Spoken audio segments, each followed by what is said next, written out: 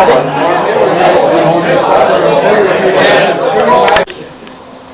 my pleasure to introduce to you today Bill McCrary from the forest. Just a little bit from Madison down here, drove all the way up today. I was a little worried about the roads, but I guess they were pretty good.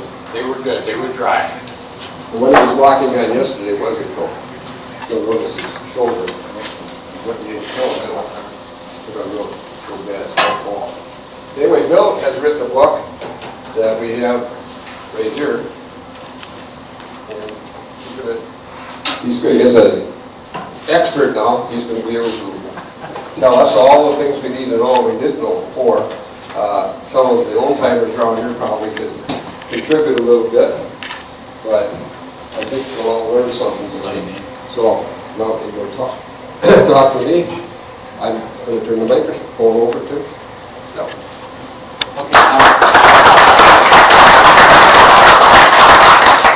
Okay, well, thank you very much. I'm going to try and do it without the microphone. Can everybody hear me now? Yep. Okay. No. One in every crowd. An expert, wow. What I find when I do these talks is, I usually give out a lot of information, but I find too that when I talk to guys, especially a group like this, a lot of us are gray these days, and we've all had experiences, and I find that I end up learning a lot too. So I'm hoping that today during the talk, a lot of times we can share stories. I may be talking about something, and maybe you know more about that particular thing than I do, and I would not be offended at all if somebody said, yeah, hey Bill, don't forget, whatever. So we can kind of have an exchange. That would be good. I can try and give you a lot of stuff that I've learned about the history of archery, but I know you guys, a lot of tales too, and a lot of stories, and so I'd like to hear them. Okay, to begin with, again, my name is Bill McCrary. My wife and I, Bonnie's in the back, we're from the forest. My own involvement in archery, I've been doing it since I was a kid.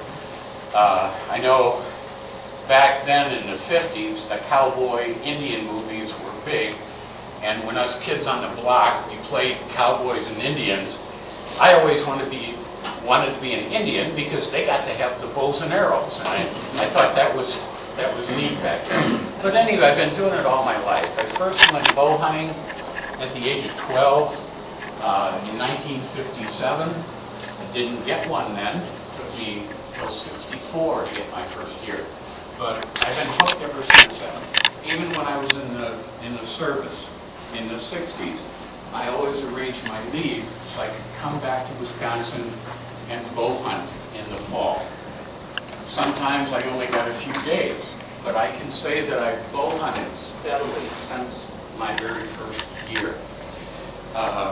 Anyway, so I've been in it a long time, and somewhere along the way, I developed an interest in archery history, and it started with collecting broadheads back in the 70s, and then in the last 10 or 15 years, it's moved on to just the general history of bow hunting in Wisconsin. And what I've tried to do is, I learned that a lot of that history was leaving us, and what I've tried to do is to preserve that history. Now, a lot of fellows here knew, and I hope I pronounced this correctly. I've always had trouble with it. A lot of guys here knew Keith Penifuse. Is that the right pronunciation? Okay. Keith was an old-timer in the game. He knew a lot of stuff about archery and bow hunting, but he's gone now. Now, he's not the only old-timer that's gone. And when those guys leave us, they take their stories and their knowledge with them. What I learned is that these stories and this knowledge, it was all disappearing. Now, there was some bow hunting history knowledge at the DNR. There was some at the Wisconsin Bowhunters Association in their archives. And then, of course, guys like us, we all had some knowledge, but nobody had been able to bring it together. There was no one place where you could go and you could get the whole picture of bow hunting in Wisconsin. You could talk to the DNR and you could get some information there, but a lot of them really didn't know very much about it. You could go to the WBH. They started in 41. They had records dating back to 41, but earlier than that, there wasn't a lot of written information about it.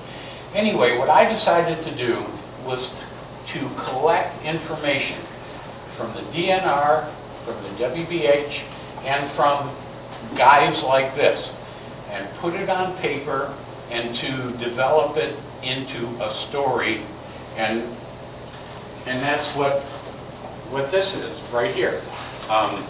This is what I came up with, the story of, or the history of bow hunting in Wisconsin. Okay. I'll start out with the State of Wisconsin Historical Society. Their anthropologists pretty much agree bows and arrows first showed up in Wisconsin in about 500 AD. Now, of course, and what that means that bows and arrows have been here for about 1,500 years.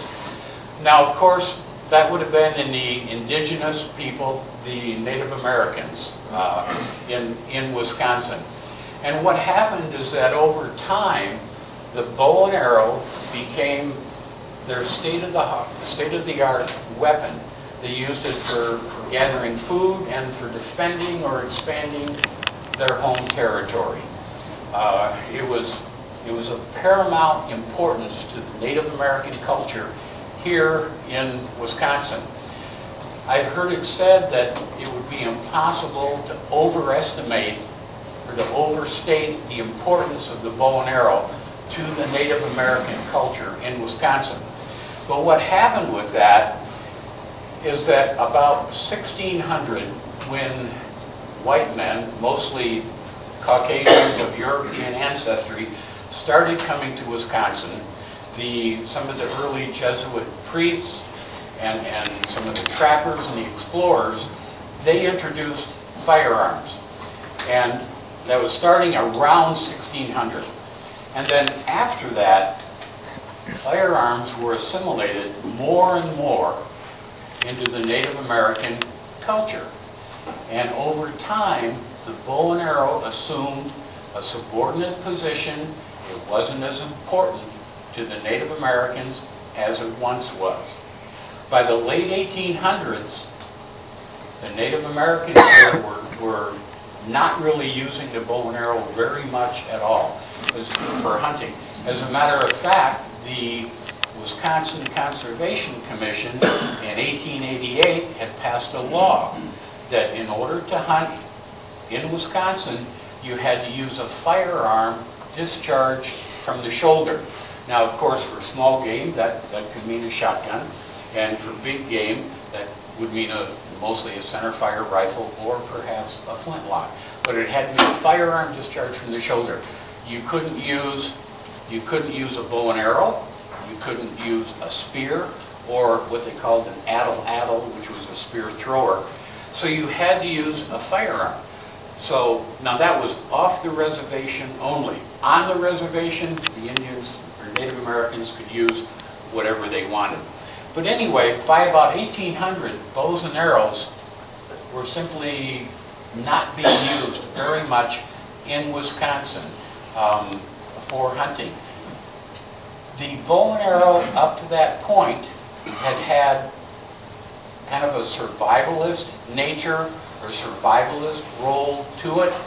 It was necessary for hunting, to help with food, and for defending or expanding their homeland.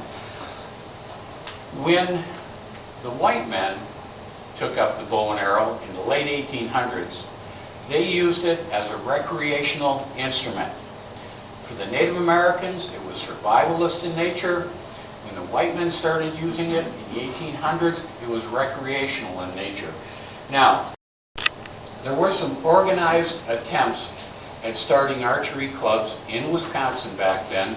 The one that I've seen a little bit of information on was the De Pere Robin Hood Archery Club near Green Bay. And that was supposedly the 1880s. But I haven't seen much other information at all about any other archery clubs during that time period in Wisconsin. I do know, some of the research I've done, there were some guys that were shooting bows and arrows. They were making them and shooting them, but there weren't very many guys in the 1890s, late 1800s. Okay, now I want to jump forward to 1942.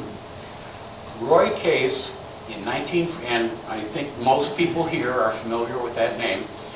Roy Case wrote a 12-page, single-spaced, typewritten essay on his involvement in archery and bow hunting. Now this is in 1942, and he refers back to when he was a kid.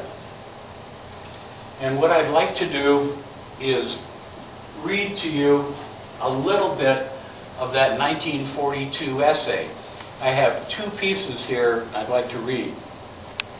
Now this is Roy Case writing in 1942. When I was a lad, the bow and arrow had the same fascination for me it still has. I remember whittling arrows on my way to school.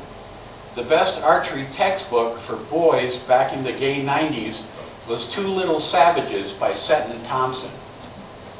And then later on in the same essay he says, we surmised there must have been archery doings in Wisconsin in our dad's younger days. For several of our gang found wonderful long slim bows up in the attic. Bows with plush handles and graceful curved horn thingamajigs on the ends.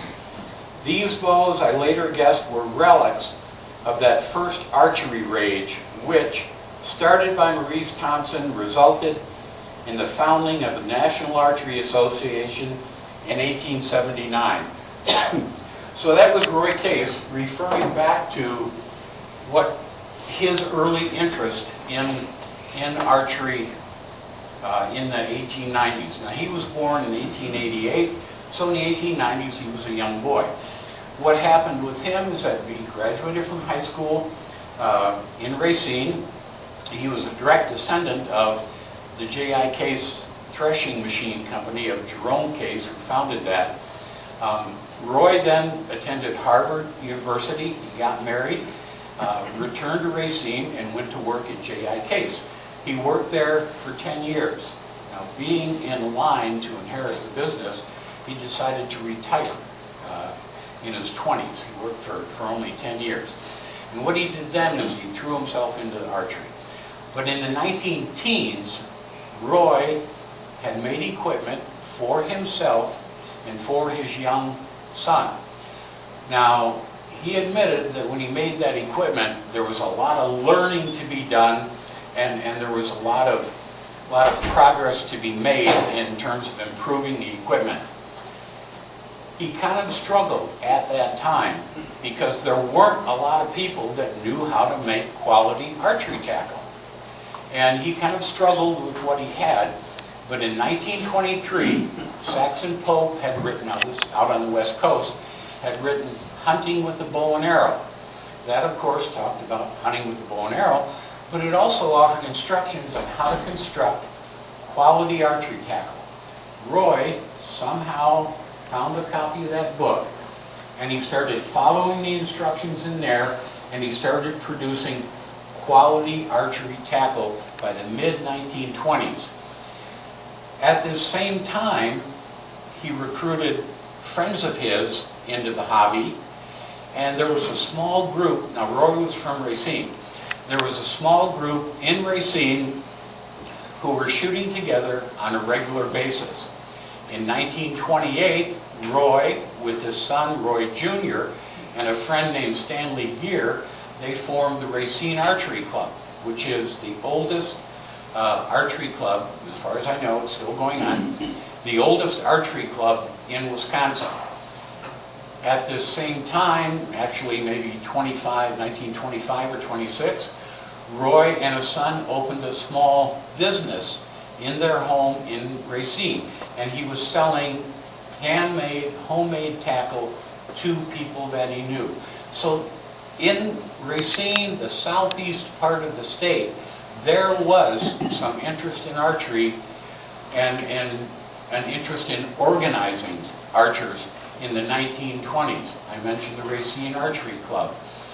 Now, keep in mind, back then, archery was, you stood on a line and you shot at a big bullseye target down range. In 1925, 27, there was no legal bow hunting going on. I'm not saying nobody ever hunted with the bow, but it was not legal to do. In the late 1920s, a few guys thought, well, you know what, if the Native Americans could do it, why can't we? So what Roy did is he wrote to the Wisconsin Conservation. Let me clarify something. When I say the Wisconsin Conservation Department or the Wisconsin Conservation Commission, I'm not exactly sure what name they had back then. I've seen official documents from them with either name on it. So, depending when I'm talking, if I say commission or department, it's the same group. Anyway, Roy wrote to the Wisconsin Conservation Department and he asked for permission to hunt deer during the 1930 bow season. He got a letter back from Harley McKenzie. The McKenzie Center near Madison, or down near Poynette, is named after Harley McKenzie. Harley was the main game warden, the chief game warden in the state in 1929. He wrote a letter to Roy. He said, yes, you can try hunting during the 1930 season. You can use your bow, but you have to carry this letter with you when you go into the woods. Okay, one thing I want to tell you about the deer seasons back then. In 1925, the whitetail population in the state was pretty low. It needed to be built up. So what the Wisconsin Conservation Commission did is they instituted an alternate year only deer season structure. In other words, you couldn't hunt deer in consecutive years like we do today. It was every other year. So in 1925, you could not hunt deer. 27, 29, 31, 33, and 35, there were no deer seasons in Wisconsin. And this was an effort by the Conservation Department to bring the herd back up. So Roy had to wait until 1930 to hunt deer with the bow during the firearm season. Now, back then, you bought a deer license. You didn't buy a firearm or a bow license or get a crossbow permit. You bought a deer license. And if you were going to bow hunt, you had to declare yourself as a bow hunter to the Conservation Department. Okay, anyway, so Roy and his friend Len Stoneman, his son and his guide, John Devine, they all went up to Roy's cabin in Vilas County. Roy had incidentally, the season opened December 1st, it was a 10-day season, and it closed 10 days later. A little bit later than what we have now for the firearm season. Anyway, they hunted up there. In an article that Roy wrote, he had 2 shots at bucks and he missed them. But then on the 6th day of the hunt, there was a deer that ran past his buddy, Len Stoneman. Len spooked it over toward Roy. Roy saw it coming, but it was a spike. He couldn't see the spikes until the deer turned and he started to go away. Then Roy had a running away shot. And the arrow hit the deer, went between the hind legs, through the stomach, through the heart, and partially came out the chest of the animal.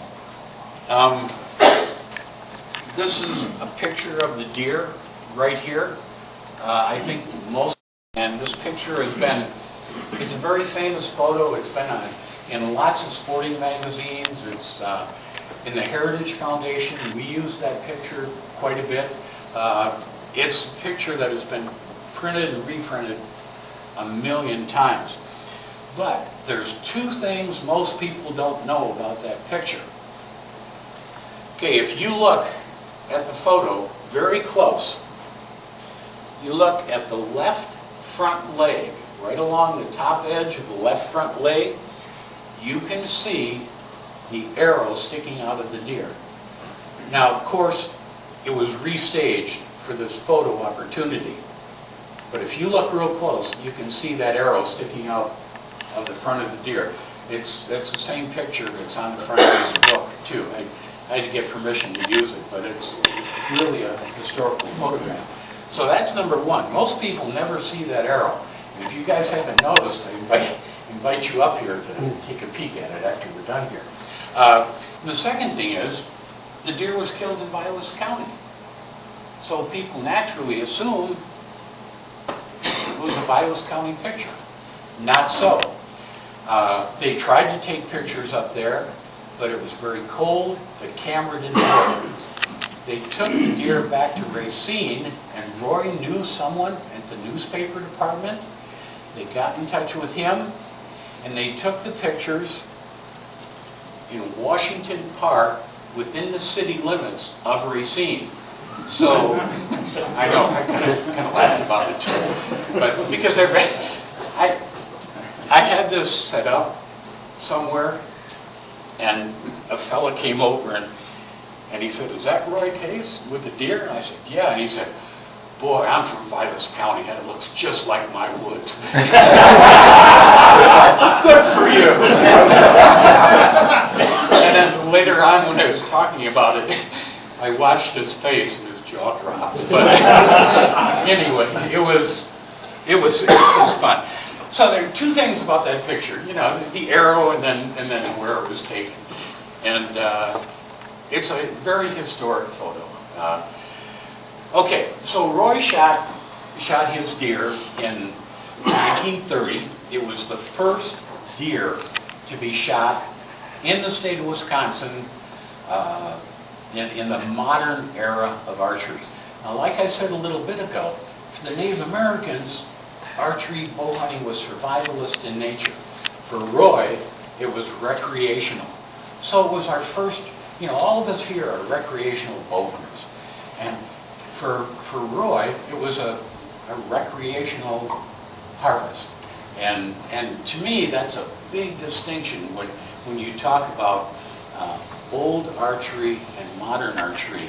I tend to base it on the purpose as to why somebody is doing it, and not so much just on the tool that you're using to do it with. Okay, so 1930, Roy got the first deer.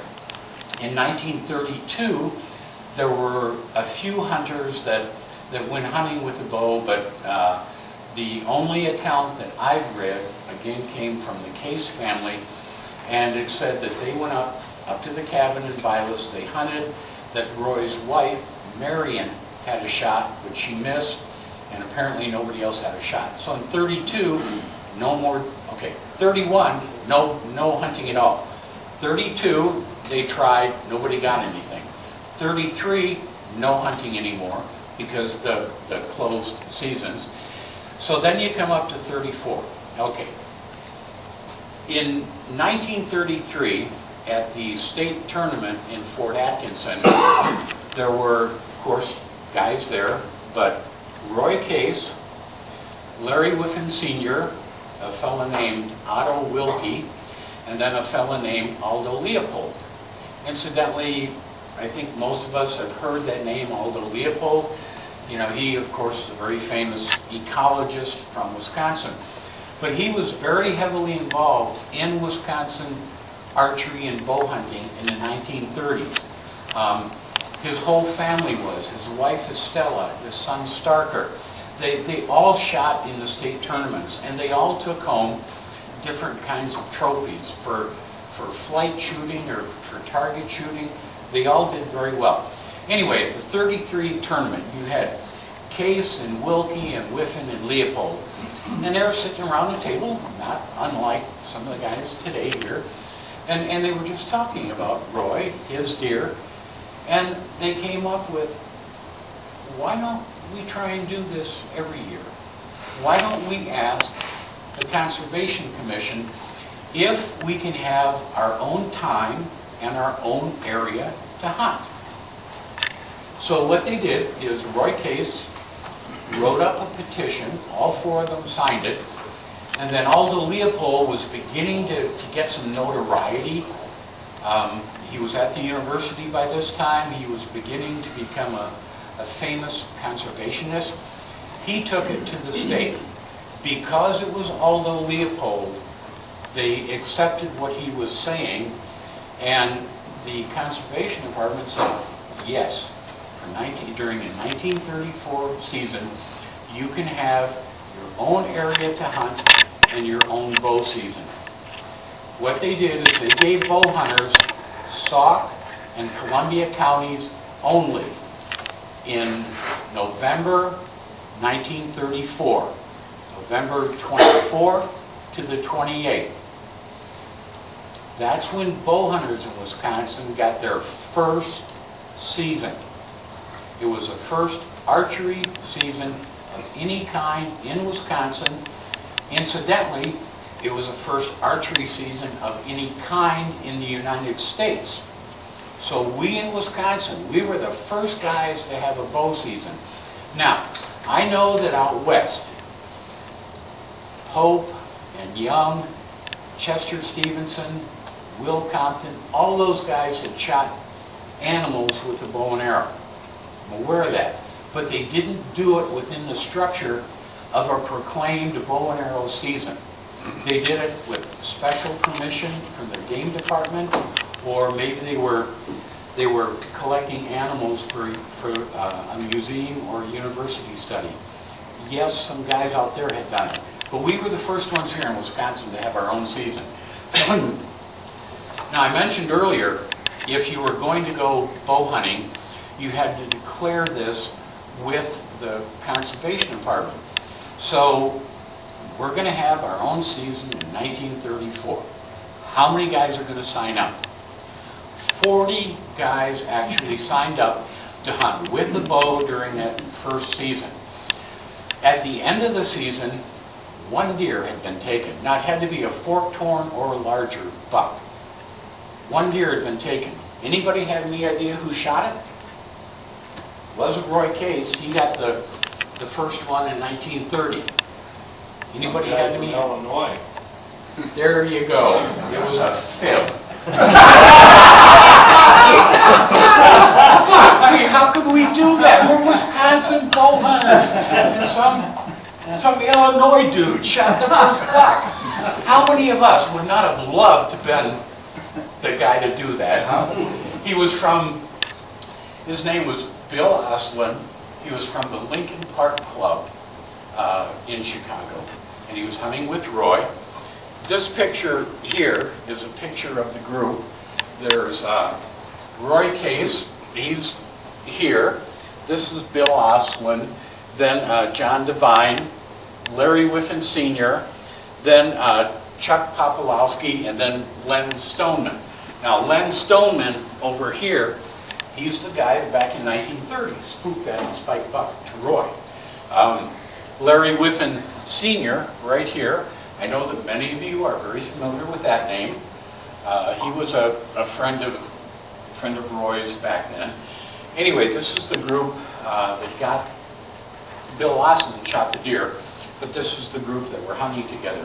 So these two pictures are pretty historic pictures in terms of Wisconsin bow hunting, because you've got the first deer shot under, special permit, and then you've got the first deer shot during a bow season.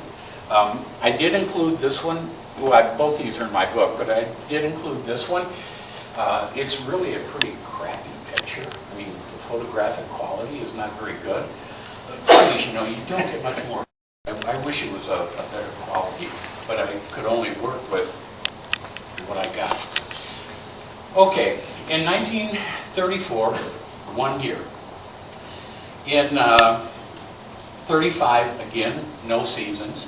So then came the 1936 season, And the conservation department said, sure, go ahead. You know, you can hunt deer with a bow again. So in 1936, there were 111 people.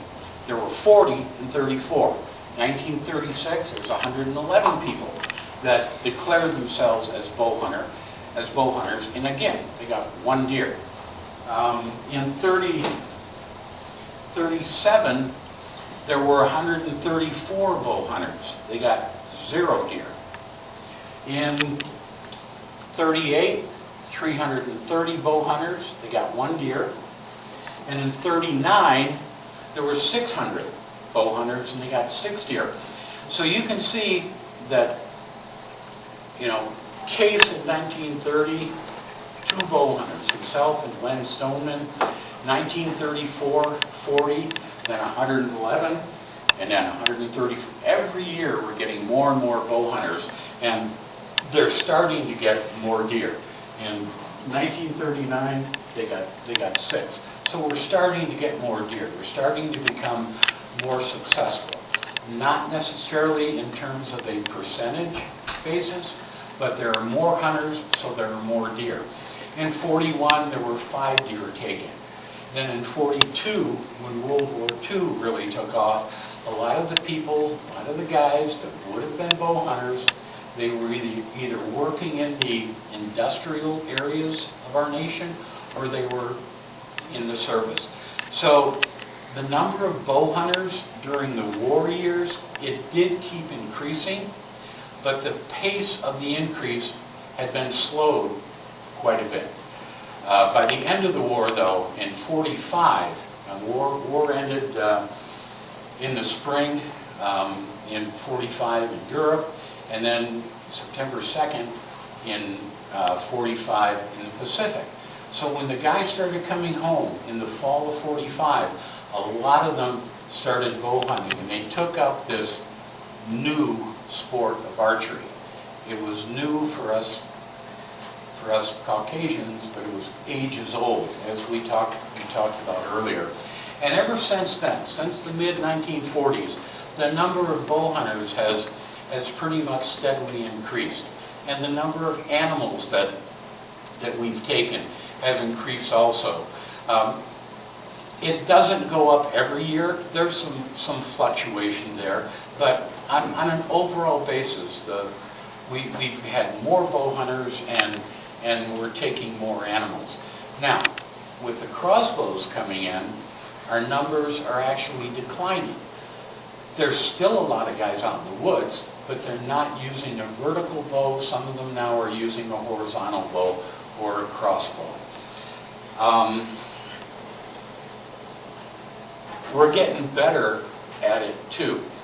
In that first season in 1934, there were 40 hunters. They got 1 deer. That was a 2.5% success ratio. By 1939, there were 6 hunters, and they got 6 deer. Well, that was a 1% success ratio. During the 1940s, the success percentage kept climbing, and it did through the 60s and the 70s and so on through the years. To give you an example of how successful we bow hunters as a group can be, in 2007, there were 258,000 bow hunters in Wisconsin, and they took 116,000 deer. That's a success percentage of 44.8.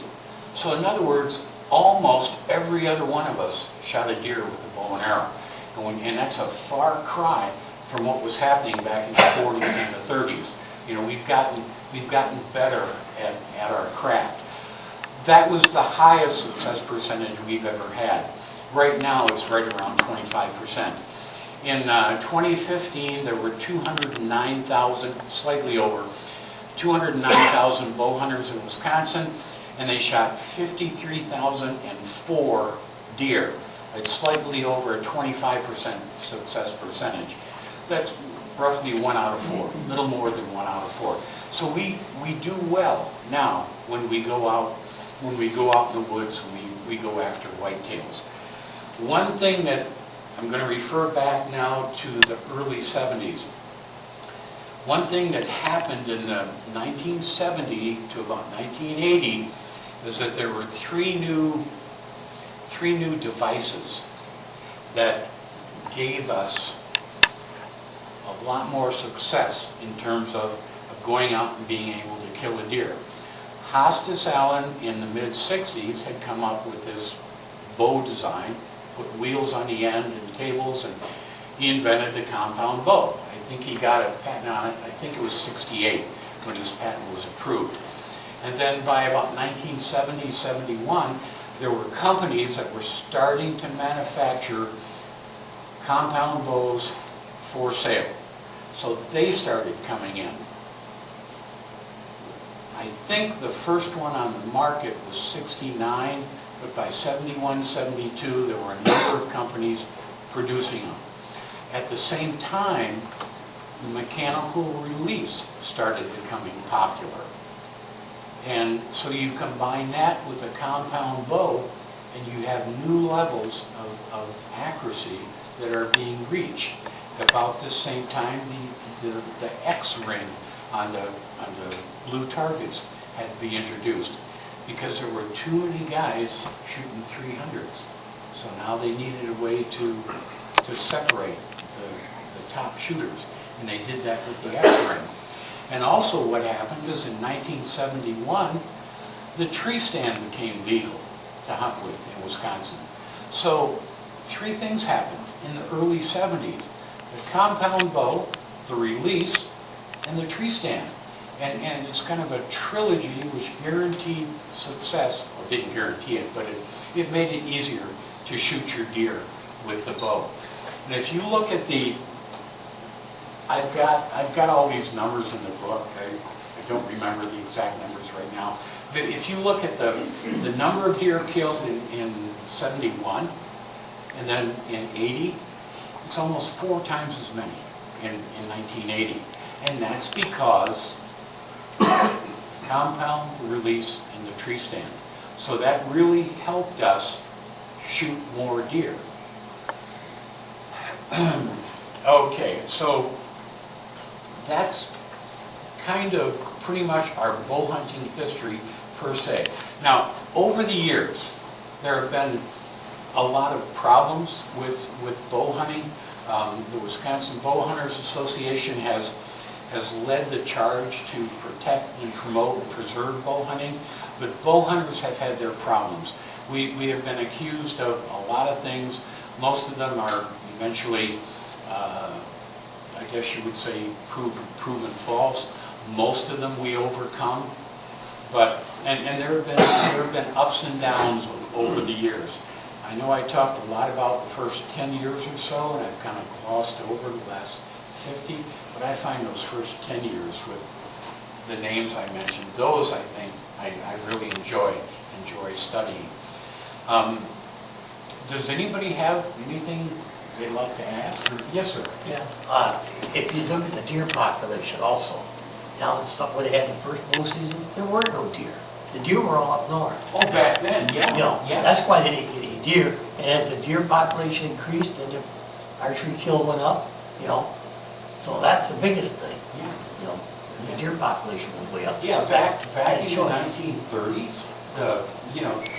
okay, all the loggers had been up north for 50 or 70 years prior to that, and you had all the second growth coming up, and that's where the deer were. You're exactly right. Yeah, I referenced that in here, but I just In briefly. 57, they had the season open a week ahead, north of Highway 8, 57 and 58, because there was so many deer out there. We had two weeks to hunt deer with a rifle, you know, because there was so many deer out there. But now they wiped them out, and they never increased back up there. But, folks could have probably done a little better too. Oh, I don't have any doubt. I mean, they have the equipment they have. I don't, and I'm not trying to demean them or criticize them. But I think today we have much better equipment, and I think if they had the equipment they have now, they would have done better. If they knew about archery and about how to shoot what we know now, they probably would have been. And I'm not trying to demean them, because I have a tremendous amount of respect for them. But they had some things working against them. There's no doubt they did. Just about in 1941, and of course that was the year I was born, and I think that's why they started the Wisconsin Bowhunters Association. That's for George. I'll tell him in the office, George. But no, you should mention about the Bowhunters, you know, over the years, they're the one that's got our long season and all of this, and people don't realize that. I just can't believe that. Everybody figured we got our long season because of what? And a lot of us hunted when you went up north, they hated us. You know, in fact, Miles County one year, they voted to shut down the bow season, but it wasn't legal. Thank you, George. I always talk about WBH, and why this morning I didn't mention it? Brain fart? I don't know. But yeah, WBH. Okay, in the 30s, archery bow hunting was beginning to get some adverse publicity. And some of the rifle hunters came up with the comment that these damn bow hunters, they're shooting our deer. And there was an anti-bow hunting sentiment which was growing. Everybody knew the deer belonged to the riflemen, and the bow hunters are going out before the rifle hunters, and they're spooking all the deer, and they're sending them into deep cover, and then when us gun hunters go out, we can't find them. Everybody knew that the bow was a silent weapon, and so therefore it's a poacher's weapon. Those damn bow hunters, they hunt at night because you can't hear them shoot. What else? Everybody knew that the bow and arrow is not an efficient killing weapon. There were stories of deer running around Wisconsin looking like pin cushions with arrows sticking out of them. Now we know that's not true, but this is the kind of stuff that was going around in the late 30s about bow hunting, and there was an anti-bow hunting sentiment that was growing. And the Wisconsin Conservation Department did not help us in that regard. In 1937, now we talked about this a few minutes ago, the deer population was recovering, but there still weren't a lot of deer. In 1937, they brought back the first odd-numbered year rifle season. But rifle hunters were given 3 days. It's not a very long season. Bow hunters, on the other hand, were given 20 days. So that certainly did not endear us to the rifle hunters. And that was kind of the beginning of the big push against archery, against bow hunting in Wisconsin. So there's this anti-bow hunting sentiment growing. We as bow hunters, what do we do about it? We needed to work to preserve our sport. Again, Roy Case, there's his name again. He was certainly a leader for Wisconsin Bowhunting. In late 1940, he wrote a letter to the Wisconsin Conservation Department, and he asked for a list of all the names and addresses of all the guys that had gone bow hunting in 1940.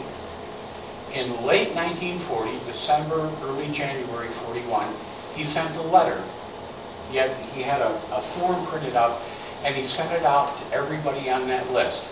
And he invited them to a meeting on March 31st, 1941 at 3 p.m.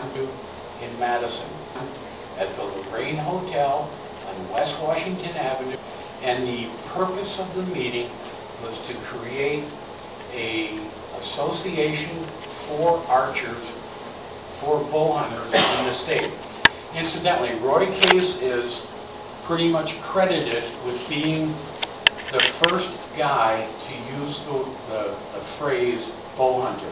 He's credited with coining that term.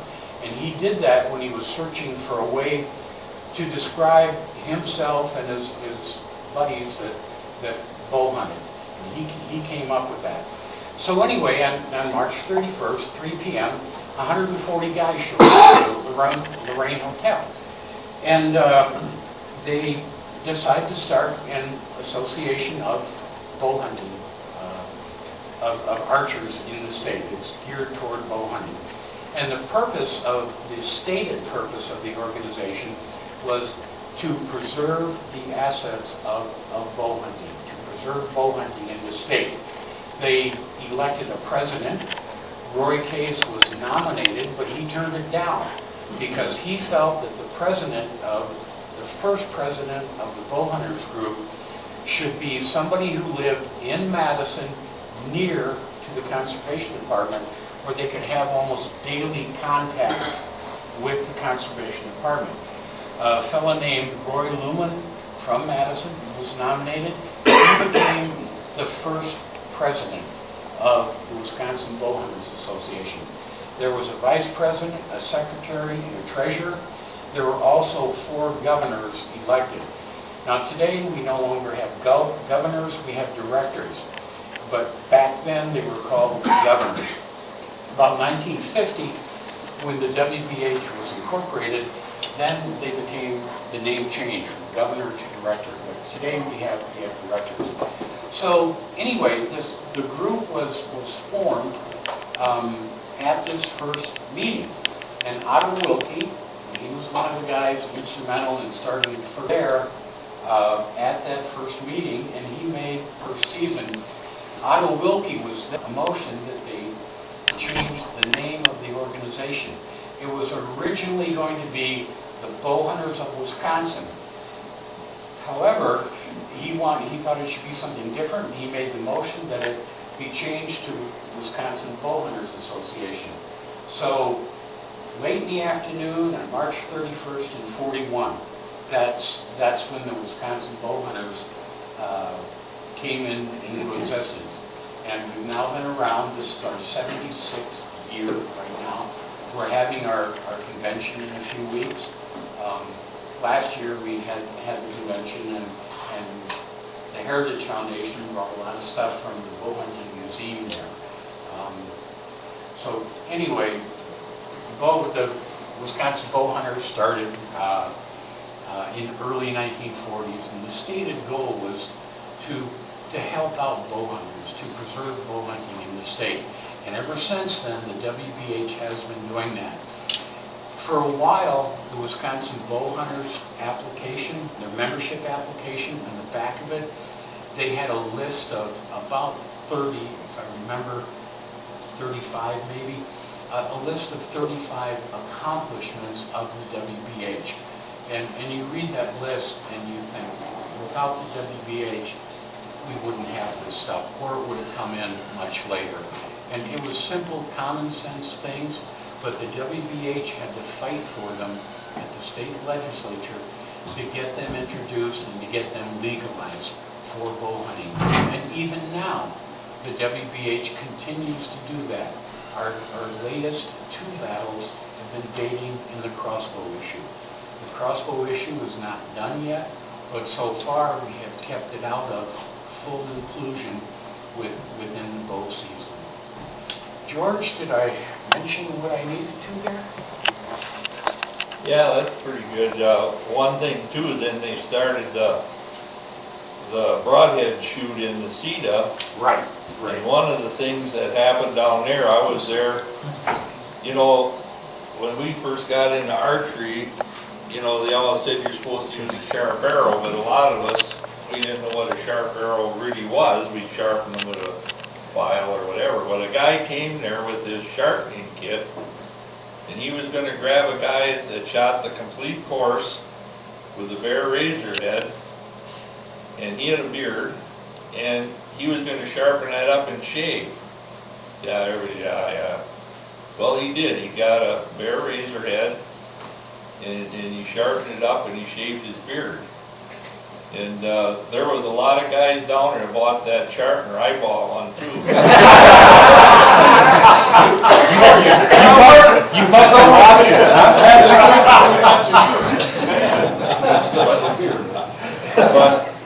that was an important part of to that, and a number of things.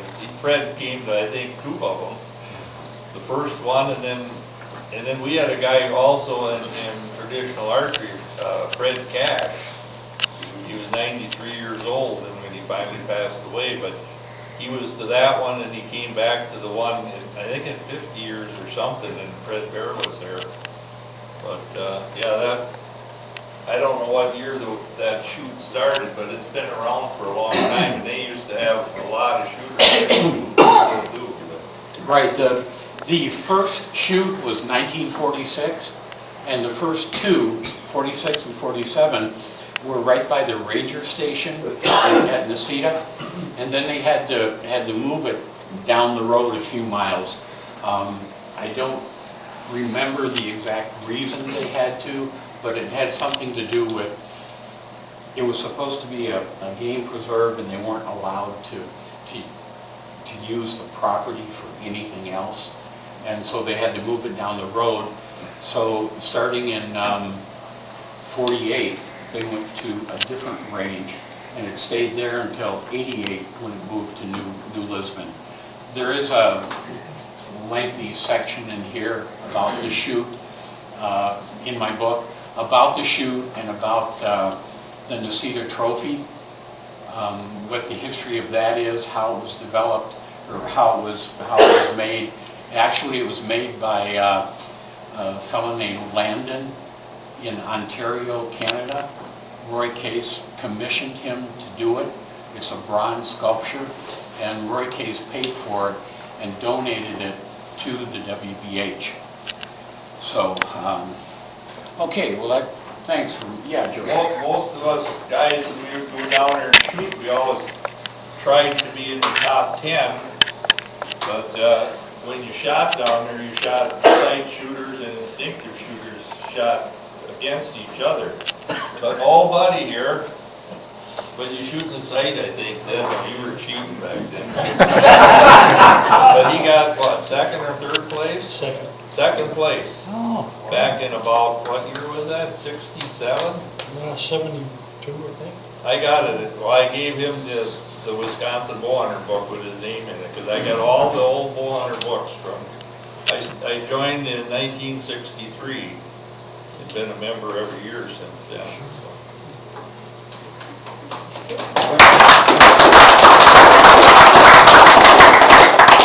In the early part, when they had to declare there would be bow hunter, if they didn't kill a deer, could they hunt during rifle season, or was that it for them? No, as far as I know, they could. As far as I know, they could. I know back when I started in 57, you bought a deer license, and we would go bow hunting. We didn't get one, but then we go out with guns. And But when they had to declare it at the very as first... far as I know, they could continue to hunt with them, because in that very first year, in 1930, when Roy took his friend Lenny Stoneman and his son's friend up to Vilas County, they all could bow hunt, but the 2 boys decided not to, and the guy, John Devine, they decided not to. They used rifles. So apparently, you could kind of have your choice. That's the understanding I have. I remember a situation where you had one tag for a buck. And if you shot it with a bow, you didn't have it for the gun. And that was one of the reasons I thought that bow hunting got more popular, because they finally changed to a single license for bow and a separate license for gun. Now all these guys that are complaining about the deer with the arrows sticking out of them, now they had a chance to go out and try it themselves, because they knew they'd still have a tag. And they became bow hunters. Yes. That's right. Yes. We bow hunters got our own license in '65, and this had first been suggested in the middle 1950s, but there were a lot of bow hunters that were against it, and I believe initially the Bowhunters Association was too, because the fear was that if you got a bow and arrow license and you shot a deer, you would not then be able to hunt during the firearm season. And the firearm season, I think, as a lot of us know, that's the holy grail of deer hunting in Wisconsin. And we're not going to miss that for anything. But if I shot a deer in October with my bow, I can't hunt in November with my gun. So a lot of guys didn't bow hunt. So that was originally the initial objection to us getting our own license. But then when they said you can have your own license and you can get a deer with each, then there was a great influx of bow hunters. Prior to Wisconsin getting their own archery license, we had the big game license like we Right. talked about. And I don't know when that started, but you could not only shoot a deer with your bow, you could shoot a bear with your bow. Has there been any records kept of somebody in the 50s or 40s shooting a bear or whenever that started? Yeah, the first bear with the bow and arrow was shot in 1943 by a municipal judge from Grantsburg, and he was hunting in Burnett County. His name was William S. Osringer. He was a municipal judge. The bear reportedly dressed out at 160 pounds. It was 1943. Incidentally, in 1943, the first female archer shot a buck with a bow and arrow in the state. That was Gladys Rank. She was from Milwaukee. She got the deer in Vilas County. So that was another first. In Wisconsin, of course, Case with the first deer, Osringer with the first bear, Rank with the first female to shoot a deer, and then Dan Munt used to be a WBH director. He got a turkey, I believe it was 88, the first turkey, and then a fellow named Tyler Mills shot the first wolf just, I think, three years ago. So those are the first for us bow hunters. Now, what's kind of unique is that first turkey that Dan Munt shot, there's a taxidermy mount of it, and that first turkey is at the Bow Hunting Museum in Clintonville. The first deer that Roy Case shot, we have the taxidermy mount of that. That also is in the museum in Clintonville. And then the first wolf shot by a young man, Tyler Mills. I mounted the skull of that wolf with the arrow that he killed it with. And that's in a display in the museum in Clintonville. So we have three examples of the first animals that were taken.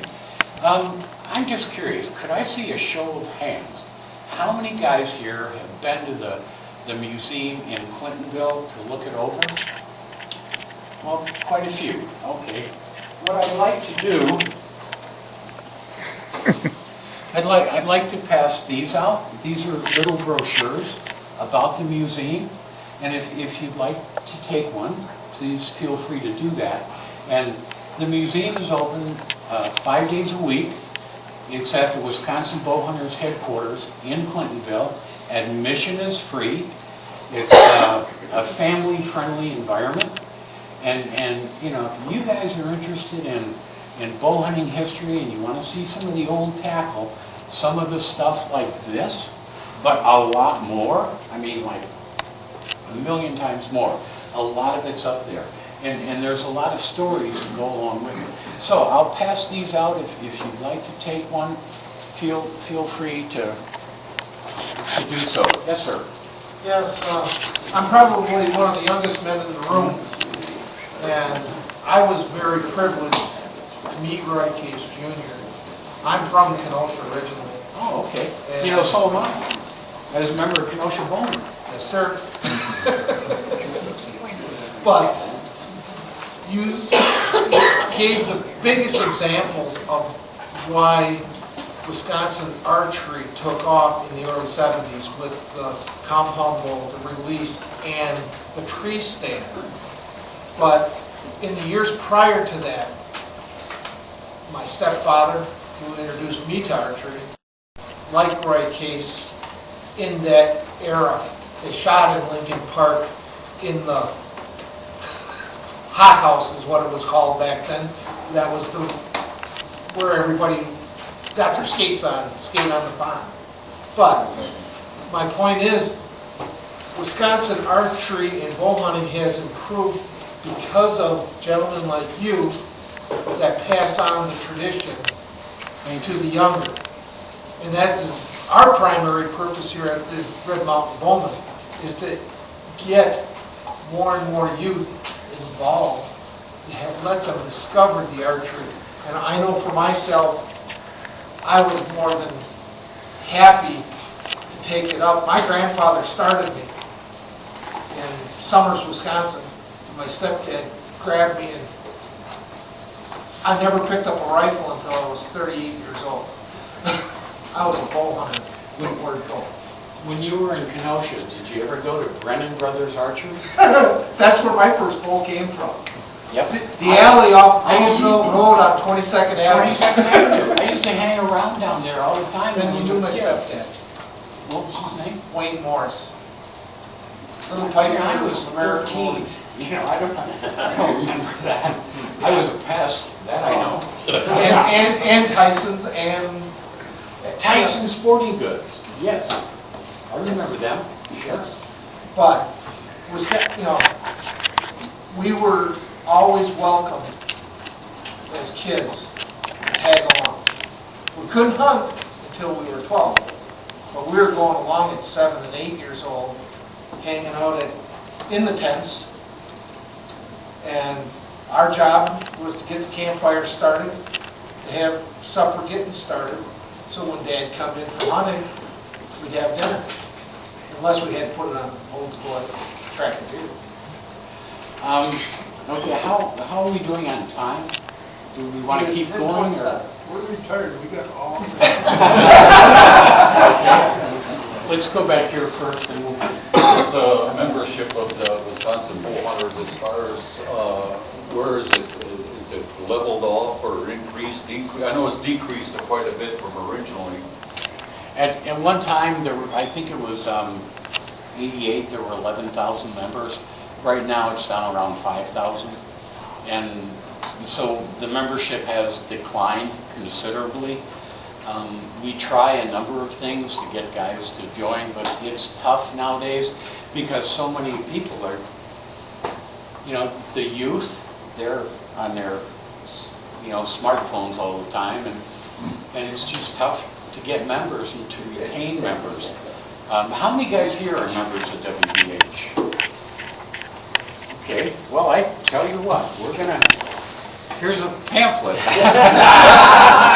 So, if you already are a member, you probably have seen this. If you would like to take one, just for your own information, do so. Incidentally, the WBH just got a new website, and I would suggest to all of you to go onto this new website. It just has come up within the last 3 weeks, I think. Take a look at it. It's really pretty nice. Just go online, type in Wisconsin Bowhunting. It's really pretty good. I'll pass these around. If you'd like to take one, please feel free to do so. The museum was free, but membership here is going to cost you a little bit. Thank you, guys. Okay. Over there, sir. At the bar. At the bar. Oh, sure. Do you know when the first hunting license for archery started? I mean, was it 1945? Was it 1930? Was it that you actually had to have an archery license? Okay, And what the age of the youngest person could hunt? Okay, the Bowhunters got their own license in '65. Now, in 1934, if somebody wanted to go hunting with a bow and arrow, they bought a deer license. And they declared their intention to hunt with a bow. And so, in a way, you could say that allowed them to hunt. That was an archery license, but it was a deer hunting license. Just a license at that time? Yeah. Was there an age restriction on it? Yeah. Yes, and again, I have this in my book. I know there was a time when it was 12, then I think it went up to 16, and then it dropped back down to 12. it has not been the same for all the years we've had hunting here in Wisconsin. WBH book. Okay? Kid 9 years old, shot a deer. Shinnicky? Yeah. Yeah. I was just wondering, I thought, No, I don't that, remember ever being that you could actually hunt deer, somebody that young. yeah, You know, that I've just- read that, and I've had other people tell me they shot deer when they were Oh, very young, and my first thought is, you shot that deer illegally. But, you know, how many years ago was that? And yeah. so, yeah. Could No, it I- have been a game farm? Well, I don't know. I Doesn't guess say, that's- and all it that's says, possible. the kid was 9 years old, his brother was 9 years old, shot a deer, took it in to register it, the warden asked him to shoot a bow and arrow, and he did, he got a bullseye. His mother was upset about it, that they made him shoot a bull. But, I mean, he was 9 years old. It's in the WBH book, the last issue. And I just thought that was kind of, I never thought you could hunt deer with a bow at that young of an age, or a gun. I always thought it was 12. Okay, yes. I've been told, I don't know if it's ever true, was ever your name and address on your arrow, is there ever a law about that? I believe that in some states that has been Wisconsin. required. I've never heard of it being required in Wisconsin. I was told it was, but I Yeah. never, you know. But I think also I heard that up in Canada. But I don't know any of the details of that, like you, just something I've heard. I don't know that that's ever been required in Wisconsin. But if you look at antique arrows, you know, arrows from back in the day, and that used to be common. And even some of these arrows here have names on them. Because that used to be common that guys would put their names on their arrows. Not so much anymore now. Yes, sir. When I hunted in New Hampshire, you had to have your name on your arrow by law. The warden caught you without it. You shot a light, because you lose an arrow, someone sticks in a cow, and they say, hey, Paul Shore shot a cow in New Hampshire. But that is the law there. Well, there's a case right there in New Hampshire. But I don't think that's ever been a law in Wisconsin. Up until a few years ago, at Ojibwa Bowhunters, the city of New Berlin, when we allowed to hunt on our land, you had to have your name on your arrow. But that went away 2 or 3 years ago. Yeah. Well, there's an example of here. But that was a city City, ordinance. yes. Yeah, not a state ordinance. Yes, sir.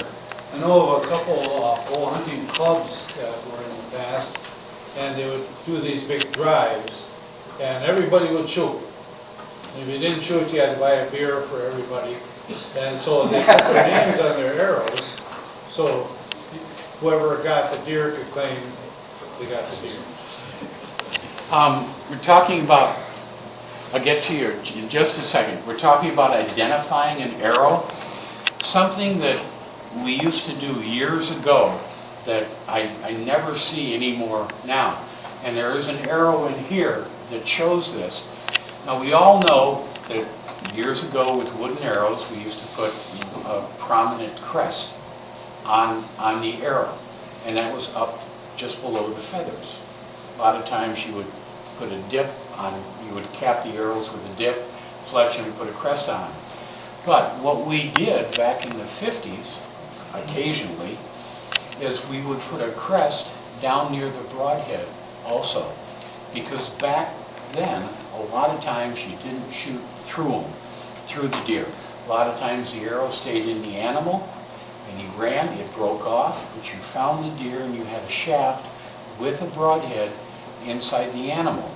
And if two guys happened to be shooting the same kind of broadhead, which in the 50s and 40s wasn't that uncommon, there could be an argument over who shot the deer. So what some guys did, it's like on this arrow right here, they put a small crest right behind the broadhead.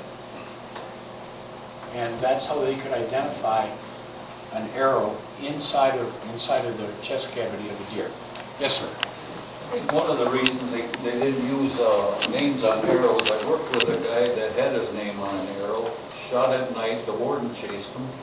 Play, just to kind of show people some of the Native American arrowheads. Now these, to the best of my knowledge, there's a lot about this stuff I don't know, but these are actual arrowheads. This is the kind of projectile point that they would fashion to an arrow. We've all seen these collections of Indian stone artifacts, and a lot of the projectile points are considerably larger than these. But this is what they put on an arrow. The other points that we see may be spear points, or perhaps they were used as a knife or a scraper. But these are the size you would use for an arrow. They were small enough and light enough, and they could be sharpened. These points down here are the quote-unquote modern arrowheads. Most of those are off the market now. There may be one or two in there that's still being made, but not very many. There are some Roy Case broadheads in here. I can point them out later if you would like me to. But this kind of shows what modern bow hunters would use, and then what the Native American bow hunters would have used.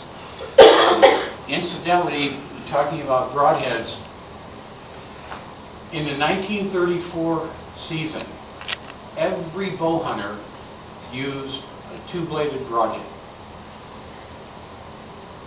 How do we know that? Because that was the only thing available at that time. Also, back then, most guys made their own broadheads. There were not very many broadheads on the market.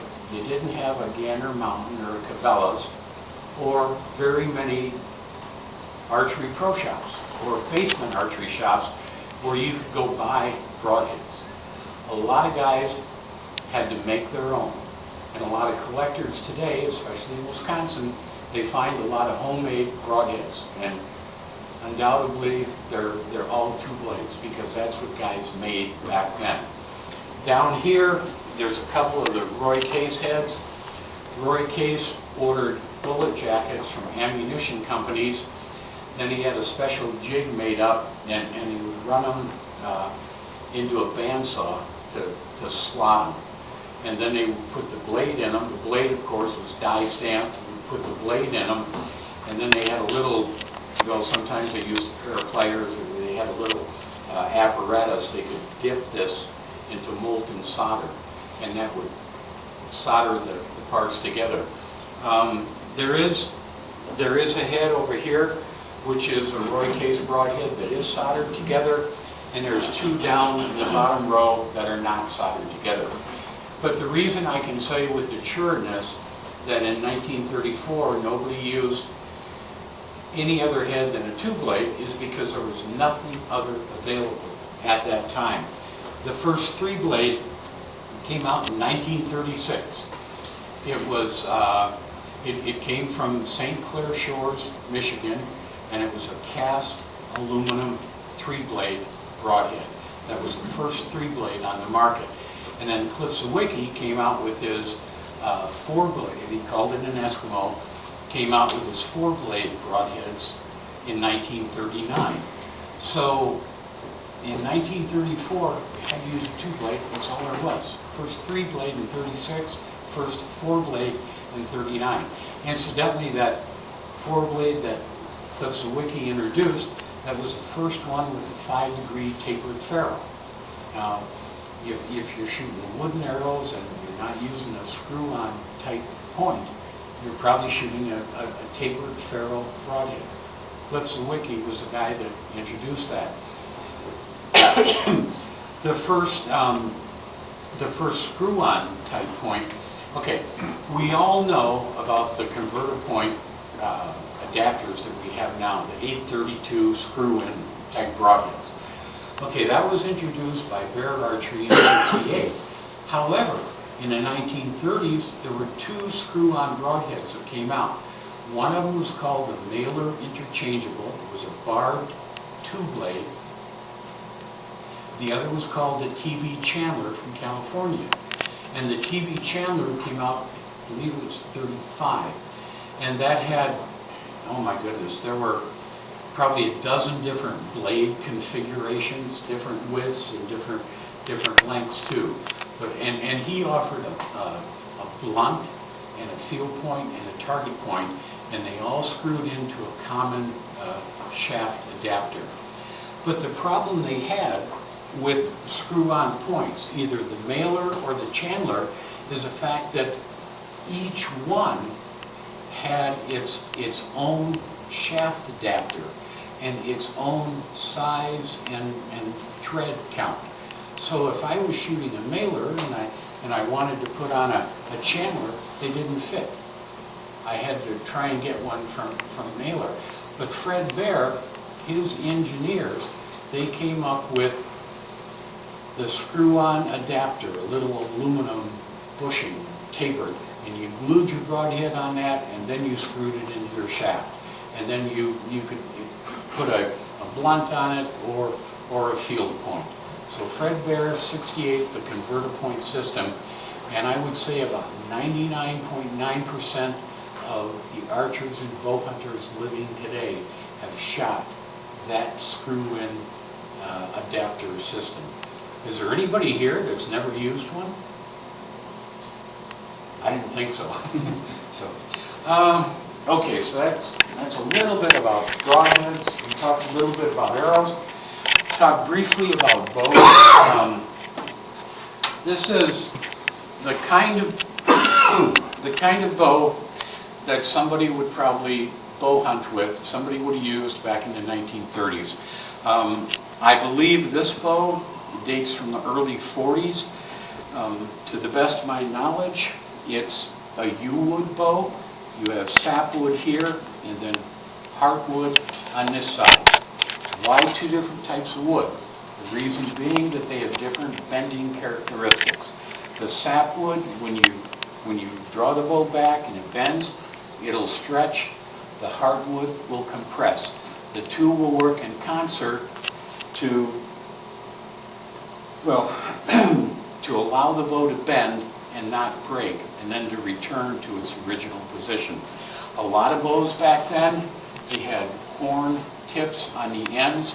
This one just has the self tips. This would be called a self bow. It's not a long bow. A long bow, it has a specific design to it relating to the limb configuration. A long bow has a D-shaped limb cross-section. If you were to take this bow, cut it right here, and look at the end, it's basically rectangular. A long bow would have a flat back like this, but it would have a very rounded belly. A long bow also would be a self bow, or one-piece bow, just like this. This is not a composite bow. It's a self bow, one piece of wood. I believe this one is yew. Back in the 30s and 40s and the 20s, they liked yew wood, they liked osage, and George, what other popular woods did you hear of? I wasn't back there. But you probably No, know, don't you? They made bows out of a lot of different wood. Was one of them, Hickory? probably hickory, oak, Lemonwood? Didn't you say ironwood. lemonwood? Ironwood is hard to work Iron, with. yeah, that Art Lahan, his first bow was ironwood. Yeah. Mike Hoffman made an ironwood bow. It's really a neat bow. Did it shoot well? It does. Yeah. I had a Sears special that was oak Oh, with a recurve. I think it was 2 shots and it was done. I had a lemonwood bow when I was a kid. Yeah.